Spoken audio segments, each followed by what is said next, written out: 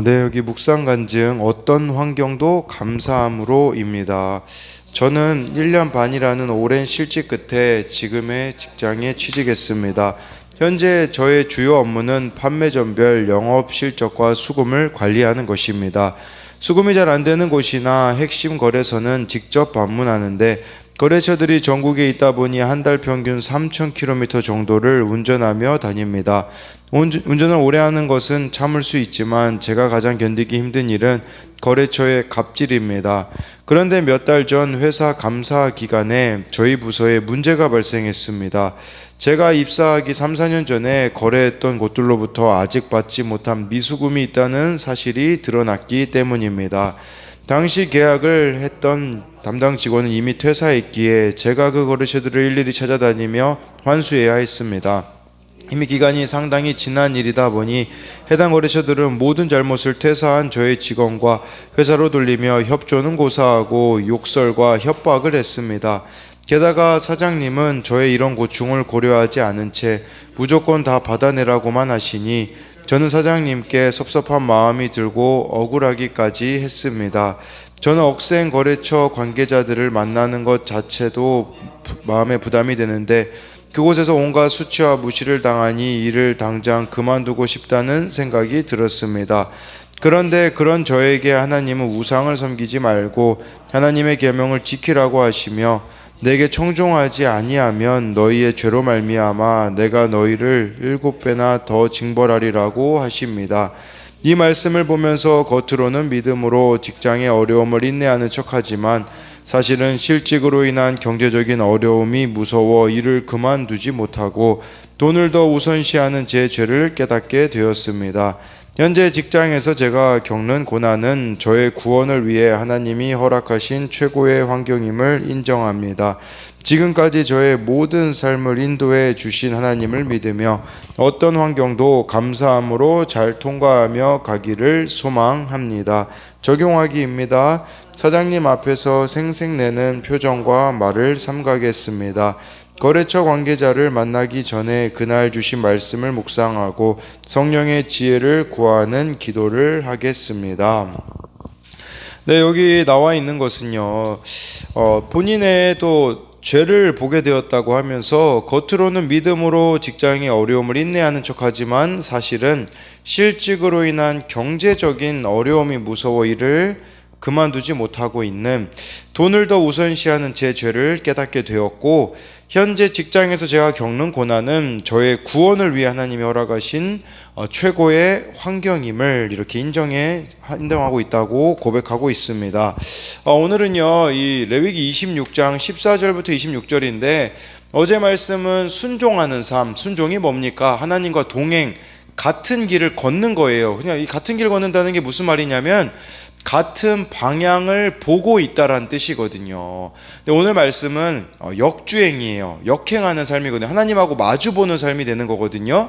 이 마주본다는 게 물론 좋은 의미로 쓰일 때가 있겠죠. 근데 여기서는 안 좋은 의미예요. 그러니까 이것은 바로 하나님과 다른 방향을 걷는 삶을 뜻한다라고 볼 수가 있는데요. 우리 14, 15절을 보면요.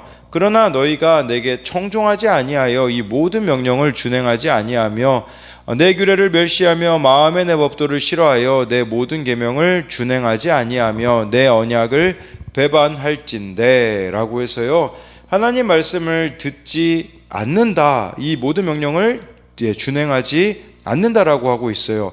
여러분, 죄는요, 세상에서 말하는 죄는 우리가 생각하는 죄랑은 다릅니다. 성경에서 말하는 죄는요, 말씀에 대한 불순종이에요.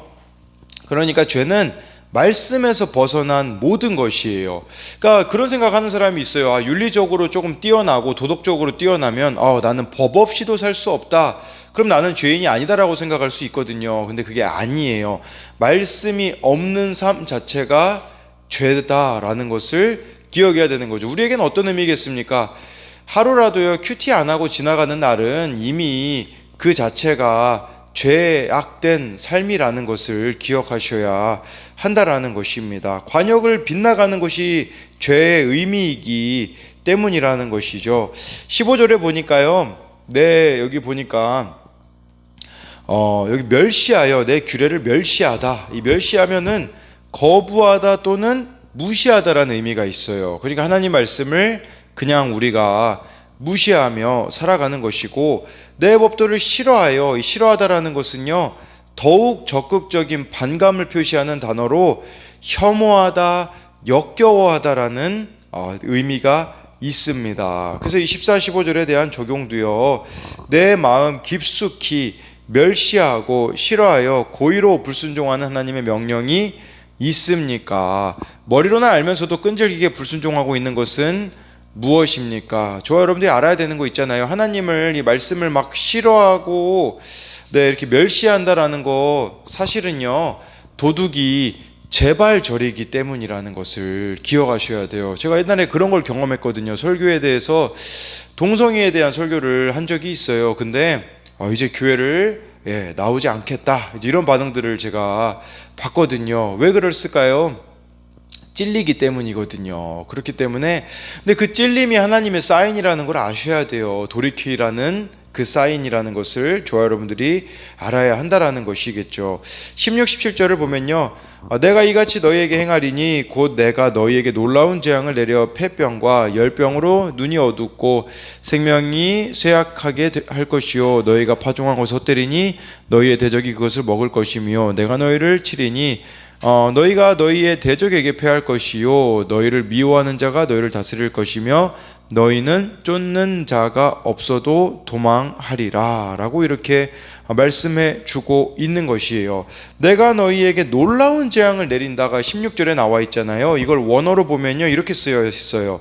내가 너희 위에 공포가 찾아오게 할 것이다, 이 의미예요. 이 놀라운 재앙이라는 것은 공포거든요. 공포. 그러니까 갑작스러운 공포가 임하게 될 거라는 것이에요. 이것은 하나님의 임재와 반대예요. 하나님의 임재는요 축복이고 평안이잖아요. 근데 여기서 말하는 이 공포는 바로 우리가 말씀을 멀리하고 계명을 싫어하면 하나님의 방문은 공포가 될 거라는 거죠. 그러다 보니까 영육이 쇠하여지고 대적에게 패하는 일이 하는 일마다 다 안 되어지게 될 것임을 말씀해주고 있는 것이에요. 그리고요, 이 하나님을 떠난 인생의 가장 큰 특징은 17절에 나와 있잖아요.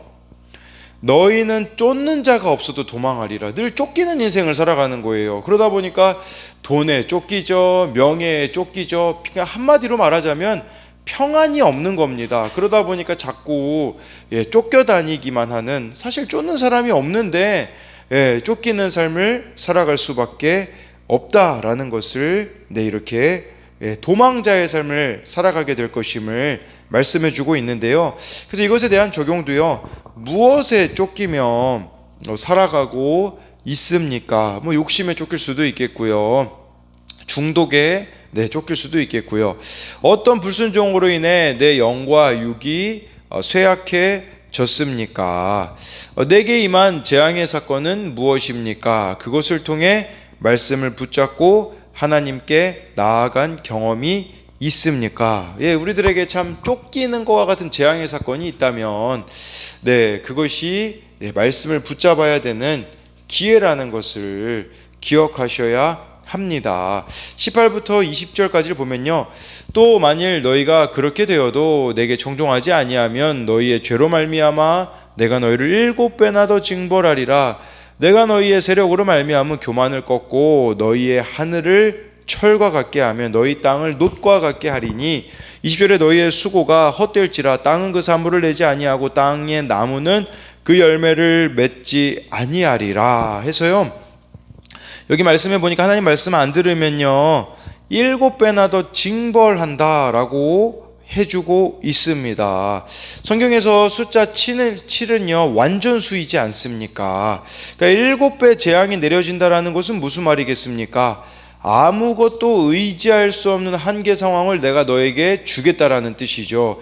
여기 근데 중요한 단어는 더 징벌하리라. 이 징벌하다라는 말이요, 벌 주다라는 의미도 있겠지만 훈육하다라는 의미도 있습니다. 그러니까 이 재앙과 같은 사건은 우리를 훈육하기 원하시는 하나님의 뜻이라는 것을, 우리를 바로잡기 위함이다라는 것을 알아야 한다라는 거예요. 근데 이걸 모르면요, 이렇게 얘기할 거예요. 하나님, 저를 사랑하는 거 맞나요? 그 하나님 어디 계시나요? 그것은요, 자기의 모습을 못 보는 사람의 말일 수 있습니다. 이 징벌 바로잡기 위하여서 이런 사건들을, 한계 상황들을 하나님이 주셨다라는 거죠.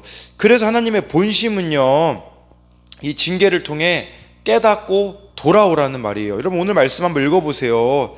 심판이라는 단어가 안 쓰였어요. 무슨 말이겠습니까? 바로 이 징계를 통해 죄를 깨닫고 돌아오라라는 이 하나님의 사랑의 메시지가 여기에 담겨져 있는 것이죠. 그래서 히브리서 12장 8절에 이런 말씀이 있어요. 징계는 다 받는 것이거늘 너희에게 없으면 사생자요 친아들이 아니니라. 여러분, 우리 예수님 없이 잘 먹고 잘 사는 사람 부럽잖아요. 근데요, 그 사람들은요, 사생아래요, 사생아. 그러니까 우리는 막 조금만 막 잘못 하나님 말씀 어기면 막 바로 막 징벌 같은 것들이 오잖아요. 그것은 우리가 하나님의 자녀이기 때문에 주어지는 것이라는 것을 아셔야 하는 것이죠. 그래서 이렇게 하나님 명령을 따르지 않는 자들의 교만을 하나님께서 산산조각 내실 것인데, 여기 보면요, 19절 같은데 보면 하늘이 철과 같게 되고요, 땅이 놋과 같게 된대요. 철과 놋의 특징이 있거든요. 그것은요, 성질상 물을 통과시키지 못한다고 해요. 이게 무슨 말이겠습니까? 하늘을 막아서 비가 안 내리게 할 거다. 그런 의미가 있는 것이겠죠. 그러니까 하나님이 가정과 일터에 흉년을 내리셔서 나의 교만을 꺾으실 것이라는 겁니다. 내 죄 때문에 애통하며 말씀에 겸손히 순종할 때에 은혜의 단비가 메마른 나의 생업 위에 다시 내릴 것이라는 거죠. 그래서 이것에 대한 적용도요, 스스로 낮아지지 못하기에 하나님이 나를 낮추신 사건은 무엇입니까? 계속되는 직장과 물질 고난으로 하나님이 꺾으시는 나의 교만은 무엇입니까? 여러분, 주어진 환경에, 그 환경 가운데 우리가 때로는 피해버리고 싶을 때가 있을 수 있는 것이에요. 그런데 그것이 하나님이 나에게 허락하신 환경이다라는 이런 관점으로 우리가 봐야 한다라는 것이죠. 저도 가장 밑바닥을 치고 있을 때 정말 다른 이 대형교회에서 요청이 왔었을 그때 그런 생각을 해보게 되죠. 그때 내가 가버렸다면 지금 이 깨달음이 있었을까? 근데 저를 낮추시는 것이 하나님이 하시는 일이었는데 저는 그것을 스스로 피하려고 하였었던 또 그런 부분들을 보게 되더라고요. 21절 22절을 보면요, 너희가 나를 거슬려 내게 청종하지 아니할진대 내가 너희의 죄대로 너희에게 7배나 더 재앙을 내릴 것이라. 내가 들짐승을 너희 중에 보내리니 그것들이 너희의 자녀를 움키고 너희 가축을 멸하며 너희의 수요를 줄이리니 너희의 길들이 황폐하리라.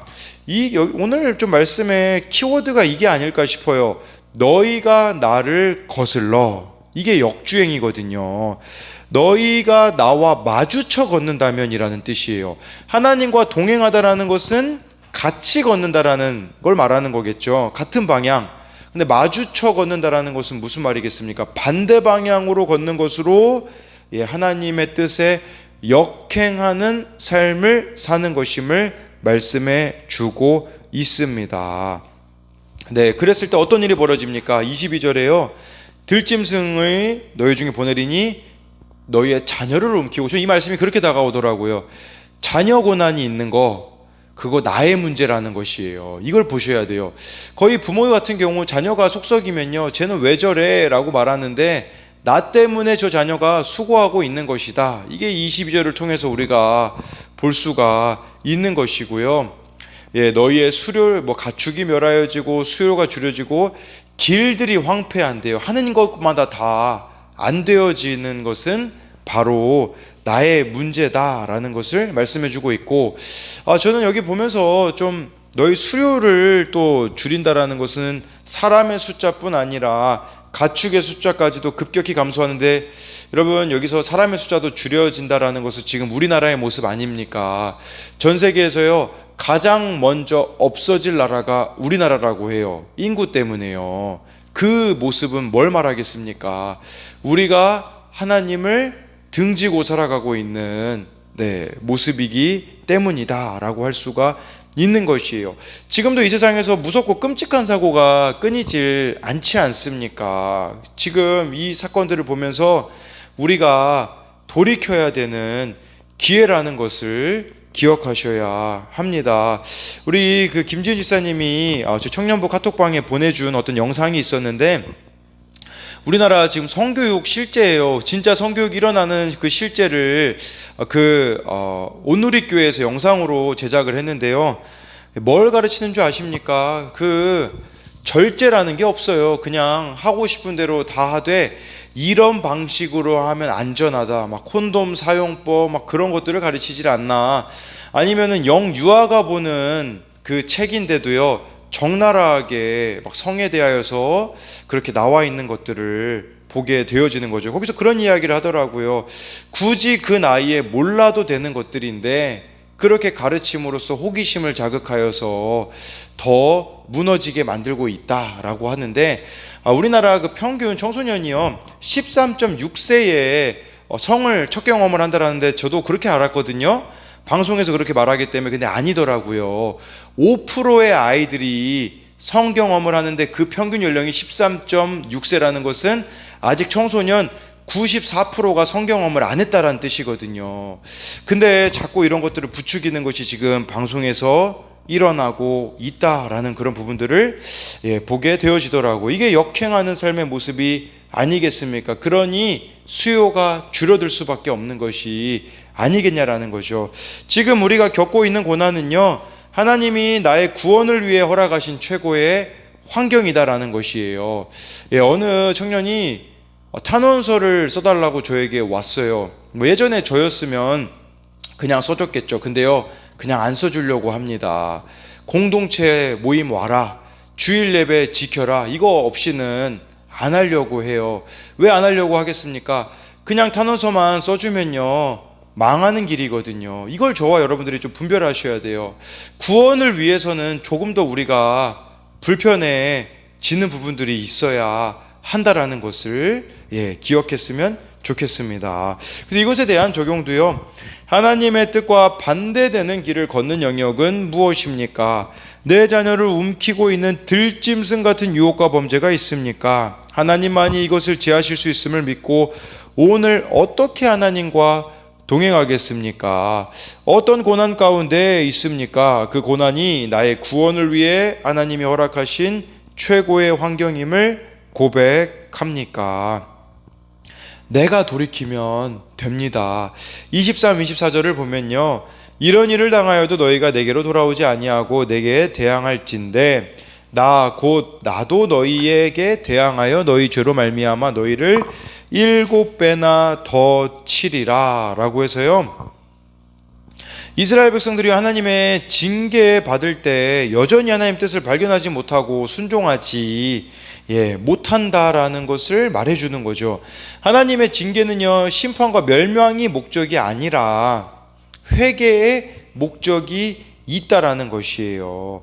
그러니 이 7배나 더 친다라는 것은 그렇게 7배로 우리 인생을 힘들게 하는 것이 과연 하나님이겠습니까? 아니에요. 내 자신이라는 것을 알아야 합니다. 사실 나를 가장 힘들게 하는 것은요, 불순종하고 있는 내 자신이다라는 것을 알아야 하는 것이죠. 그래서 오죽하면 24절에요, 나도 너희에게 대항하여, 이것은요 강조의 의미가 있거든요. 이렇게까지 하나님이 표현하신다라는 것은 바로 언약을 깨뜨린 너희들이 돌아와야 한다라고 하나님이 말씀하시는 것이겠죠. 이것에 대한 적용도요, 나에게는 어떤 망하는 사건이 왔습니까? 하나님께 불순종한 삶의 결론임을 인정하십니까? 그럼에도 하나님께 돌이키면 구원의 사건이 될 것을 믿습니까? 여러분, 망하는 사건이 구원의 사건이 될 수 있어요. 망했다고 끝이 아닙니다. 하나님께 돌이키기만 한다면 그것은 구원의 사건이 될 것이라는 것입니다. 마지막으로 25절 26절을 보면요, 내가 칼을 너희에게로 가져다가 언약을 어긴 원수를 갚을 것이며 너희가 성읍에 모일지라도 너희 중에 연병을 보내고 너희를 대적의 손에 넘길 것이며, 26절에 내가 너희에게 의뢰하는 양식을 끊을 때 10 여인이 한 화덕에서 너희 떡을 구워 저울에 달아주리니 너희가 먹어도 배부르지 아니하리라 라고 이렇게 말씀해 주고 있습니다. 네, 내가 칼을 너에게 가져다가 언약을 어긴 원수에게 갚을 것이다 라고 이렇게 말씀하고 있는 것이겠죠. 네, 그래서 하나님이, 우리가 이렇게 하나님을 역주행하는 삶, 하나님의 원수가 되는 길임을 아셔야 한다라는 것이고요. 성읍에 모여도 오히려 연병을 보내어지게 되고 대적의 손에 넘겨질 것이래요. 자기 스스로 노력해도 감당할 수 없는 문제들이 있게 되어지게 될 것이라고 말씀해 주고 있고요. 26절에는요, 이제 양식 먹을 게 없는 거예요. 10 여인이 한 화덕에서 떡을 구웁니다. 원래 한 가정당 한 화덕에서 떡을 구워 먹는 게 정상이거든요. 근데 10명이 나눠 먹어야 될 정도로 빈곤하고 가난하게 되어질 것임을, 그러니까 떡의 개수가 턱없이 부족해 저울로 달아 나누어 먹어야 하는 지경이다라는 거죠. 근데 우리 이거를 좀 그런 관점으로 보셔야 될 것 같아요. 말씀이 있잖아요. 어떤 사람은 충만하고 풍성해가지고요, 늘 나누어 줄 것이 있는 인생이 있어요. 근데 어떤 인생은 그 안에 말씀이 없으니까요, 저 사람 이야기 들으려고 하고, 저 사람이 하나님하고 친하니까 저 사람에게 가서 이야기 들으려고 하고, 자꾸 누군가에게 가가지고 꾸려고 하는 인생이 있다, 이런 관점으로도 우리가 볼 수 있지 않겠습니까? 그래서 그런 관점으로 적용 질문을 만들어 봤는데요, 말씀의 양식이 풍성하게 공급되고 있습니까? 아니면 다른 사람과 나눌 수 없는 수준입니까? 저는 이 차이가 어디서부터 오는가를 생각해 봤을 때요, 살려고 말씀 묵상하는 사람과 그냥 어쩌다가 힘든 일이 있으면 이렇게 하거나 말씀이 우선순위가 되지 못하여서 타협해 버리는 사람은요, 이렇게 다른 사람에게 나누어 줄 수 없는 수준이 될 수밖에 없다라는 것이에요. 제가 사실 오늘 이 큐티 제목을 큐티 안 하면 이렇게 잡으려고 했거든요. 근데 역주행의 삶이라고 잡은 것은, 큐티 안 하면요, 우리는 그냥 그날이 역주행하는 삶이라는 것을 기억하셔야 돼요. 말씀이 나를 풍성하게 자리 잡지 못하잖아요. 반드시 다른 것들이 나를 차지하고 있다는 것을 저와 여러분들이 기억하심으로써 정주행의 삶을 살아가는, 하나님과 함께 걸어가는, 같은 방향으로 걸어가는 저와 여러분들이 되기를 소망합니다.